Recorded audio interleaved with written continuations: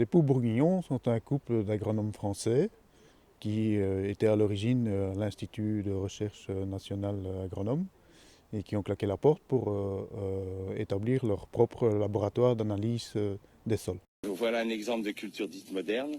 Vous voyez, le blé est entièrement pourri, il est attaqué de maladies fongiques sur toutes les feuilles. Regardez ça, c'est de la pourriture complète. C'est ça qu'on va donner à nos enfants.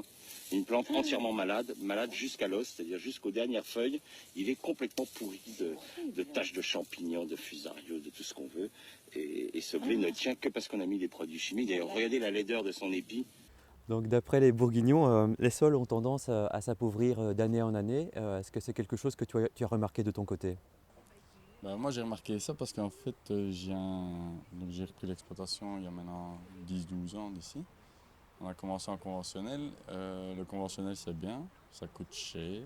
Ça a allez, comment est-ce que je vais expliquer ça? Ça coûte cher et ça rapporte pas grand-chose. Donc il faut énormément d'hectares.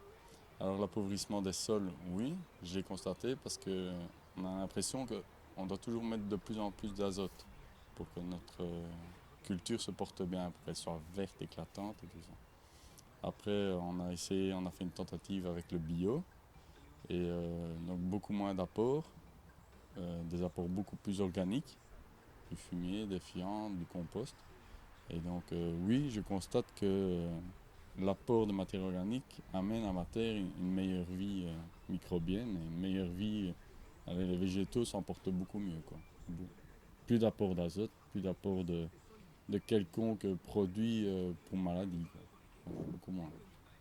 Ici, on a un poireau de matière bio qui est au champ à faux. Et en fait, on a remarqué la vie de notre sol en fonction des végétaux. Les végétaux, avant, chez nous, c'était microscopique il y a 4-5 ans d'ici. Les gens qui sont venus acheter des poireaux pensaient que c'était des oignons ciboulles. Ils n'étaient pas plus gros qu'un crayon. Il me fallait au moins 20 poireaux pour faire 1 kilo de poireaux.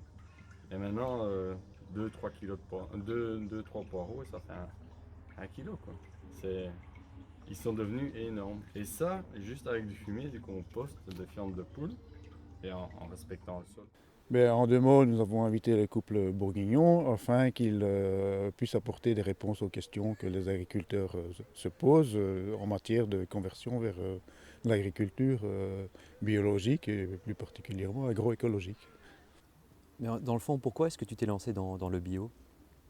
On a commencé dans le bio parce que la première chose, c'est que le client était amateur du bio. Pour moi, le bio, c'est pas vraiment ma philosophie parce que je n'aime pas mettre un nom sur une pratique.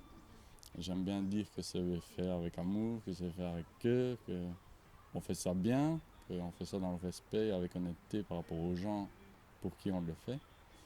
Parce qu'on le fait, premièrement, on le fait pour nous, pour notre santé, parce qu'on sait que c'est bon, mais on le fait aussi pour les gens.